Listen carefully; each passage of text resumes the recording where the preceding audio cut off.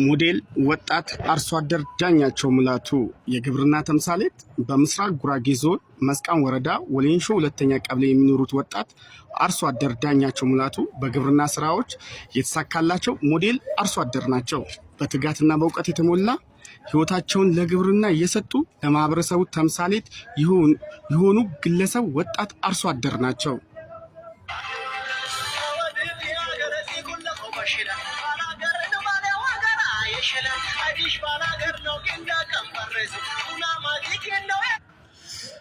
ወጣት ሞዴል ዳኛቸው ሙላቱ አጠቃላይ የይዞታቸው ማለትም በመሬት 4 ሄክታር ያላቸው ሲሆኑ በዚህ ውስጥም አጠቃላይ በግብርናው ዘርፍ ምን እየሰሩ እያከናወኑ እንዳሉ ከባለሙያ ቀጥታ ከራሱ አንደበት እንሰማለን። አመሰግናለሁ። እኔ ሙልጌታ ነጋሽ እባላለሁኝ። መስቃን ወረዳ ግብርና ቢሮ እንስሳት ዘርፍ። ምናልባት ያው አቶ ዳኛቸው ሙላቱን የማውቀው ከእንስሳት ዘርፍ ጋር በተያያዘ ለዶሮ እርባታ ስራ በሄድኩበት ነው። በዶሮ እርባታው ስራ ይሰራል። የአንድ ቀን ጫጩት ያሳድጎ ለማህበረሰብ ይሸጣል፣ ወደ ገበያ ያቀርባል። በተጨማሪም ደግሞ የእንቁላል ዶሮ አስገብቶ እንደዚሁ በዘመናዊ መልኩ በኬጂ እየሰራ ያለ ወጣት ነው። በዶሮ እርባታው ዘርፍ ማለት ነው። በሰፊው እንቁላል እያመረተ ያቀርባል፣ ጫጩት እያመረተ ያቀርባል። በዶሮ ዘርፍ በዚህ አጋጣሚ ተዋውቄ እንደ አጋጣሚ የወተት ከብት ይሰራል። በሰፊው የወተት ከብቶች እየሰራ ነው የሚገኘው። ወተት ይሸጣል። ከከተማውም ከወረዳውም አልፎ ወደ ወራቤ እየሸጠ ወተት የሚያቀርቡበት ሁኔታ ነው ያለው። በተጨማሪም ከወተት ሽያጭ ብቻ ሳይሆን እንደዚሁ ወይፈኖችም ጊደሮችም እያሳደገ በመሸጥ የገበያ አቅሙን ከፍ ለማድረግ እየሰራ የሚገኝ ወጣት ነው።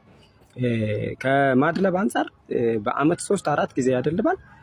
እንደዚሁ ለገና፣ ለፋሲካ፣ ለመስቀል፣ ለአረፋ እያደለበ በተለያየ ጊዜ በብዛት እየሰራ የሚገኝ ወጣት ነው። በስጋ ምርቱ ዘርፍ እየሰራ ነው የሚገኘው። በተጨማሪ በሰፊው መኖ እያለማ ነው ያለው። አልፋ የሚባል መኖ አለው በሰፊው። ደሾ ሳር፣ ዞኔ ሳር እያለማ ነው የሚገኘው። ይህንን እርጥብ ሳር እየበሉ ወተት በሰፊው ይሰጣሉ። ከብቶቹ ቶሎ ይደልባሉ። በጣም ከተመጣጠነ መኖ በተጨማሪ በእንደዚህ ነው በብዛት እየሰራ የሚገኘው። እንደ አጋጣሚ ደስ የሚለው የደረቅም የእርጥብም የመኖ መፍጫ አለው፣ ቾፐር አለው። እንደዚሁም በትንንሽ እየፈጨላቸው ይሰጣቸዋል ለከብቶቹም። እንደዚሁ ዶሮቹም እርጥብ እየመገበ ለዶሮቹም በቾፐሩ እየፈጨ የሚያበላበት ሁኔታ ነው ያለው። በጣም ደስ የሚል ነው። ከመኖ አመጋገብ አንጻር በጣም ዘመናዊ አሰራር ነው እየሰራ ያለው። ምናልባት እኔ ሙያዬም ባይሆን ከቋሚ ሰብል አንጻር አቮካዶዎች አሉት በሰፊው። አቮካዶ እያለማ ነው የሚገኘው። እያመረቱ ናቸው። የተወሰኑት አቮካዶዎች እያመረቱ ናቸው። ሌላ ገናም ይደርሳሉ። ከቡና አንጻርም እንደዚሁ ሰፊ ዛፎች እያመረቱ ያሉበት ሁኔታ አለ። በዚህ አመት ብቻ ከ250 በላይ ችግኞችን ተክሏል እንሰት ውስጥ። በጥሩ ሁኔታ ነው የሚገኙት። በቀጣይ ለመጨመር ነው እቅዱ። እንዳሁም በቋሚ ሰብሎች ዘርፍ በአቮካዶም በቡናው ለመስራት እቅድ አለው። ከአመት ሰብል አንጻር ምናልባት በቆሎ በሰፊው ያረማል። በቆሎም ያለማው ለምንድን ነው? አንደኛ ከምርትም አንጻር በቆሎ ለማምረትም ብቻም ሳይሆን በቆሎ በሰፊው እየዘራ እንደዚሁ ሲለጅ እየሰራ ለከብቶቹ፣ ለወተት ከብቶቹም ለጥጆቹም የሚመገቡበት ሁኔታ ነው የሚገኘው። በቆሎ ደግሞ ከተነሳ በኋላ እንደዚሁ ቲማቲም ያለማል። በጸደይ ወቅት እንደዚሁ ሽምብራ ያለማል። አሁን ራሱ ሽምብራ ከ1 ሄክታር በላይ ሽምብራ አለው። ይህን የሽምብራ ማሳ ሲነሳ በበጋ አካባቢ ላይ ለመስኖ የበጋ መስኖውንም ስንዴ ለመስራት በዝግጅት ላይ ነው የሚገኘው። ሌሎችም የጓሮ አትክልቶች ለማልማት በዝግጅት ላይ ነው ያለው እና ምንም በሬቱ ባዶ የሚሆንበት ጊዜ የለም። እያፈራረቀም ስለሚዘራው የመሬቱ ለምነትም አይቀንስም። እንደዚሁ በሰፊው በግብርናው ዘርፍ ተሰጥቷል ለግብርናው ማለት ይቻላል። እየተጠቀመበትም ነው። ስለሚወደውም ይሆናል የተሻለ ተጠቃሚ እየሆነ በዛው እየሰራ ያለ ብዙ ሰው የሚቀናበት ብዙ ወጣቶች ተከትለውት እየሰሩ ያለ ወጣት አርሶ አደር ነው። እንግዲህ በጣም እኛ ደስተኛ ነን በዚህ ስራ። በጣም እናደንቀዋለን እና በጣም በእኔ በኩል የማውቀው ይህንን ነው። አመሰግናለሁ ስለጋበዛችሁ።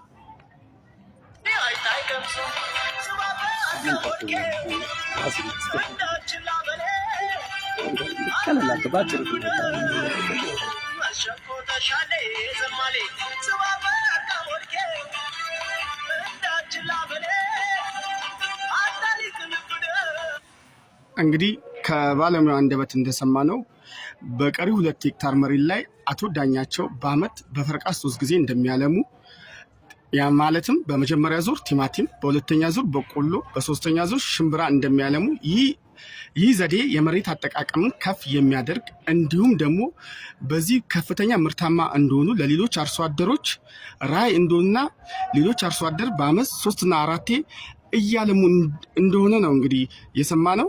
ከራሳቸው አንደበት ደግሞ ከአቶ ዳኛቸው ቀጥታ እንስማ።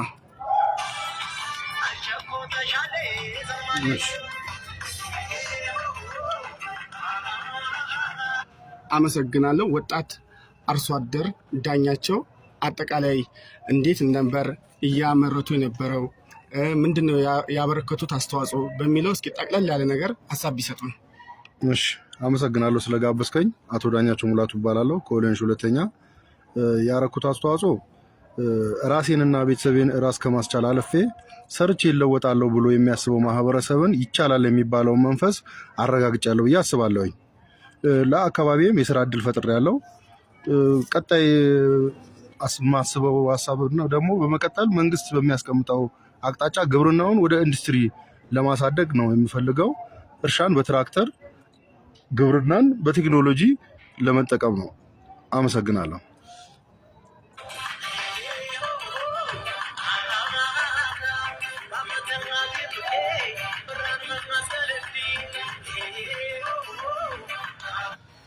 እንግዲህ አቶ ዳኛቸው ሙላቱ በአካል ተገኝተን እንዳየነው ለበርካታ ወጣቶች ስራ እድል መፍጠራቸውን ጎረቤቶቻቸው የእሳቸውን አርያ በመከተል በአመት 3-4 ጊዜ እያለሙ እንደሆኑ ይህን በአይናችን በተግባር ያየነው ነገር ነው።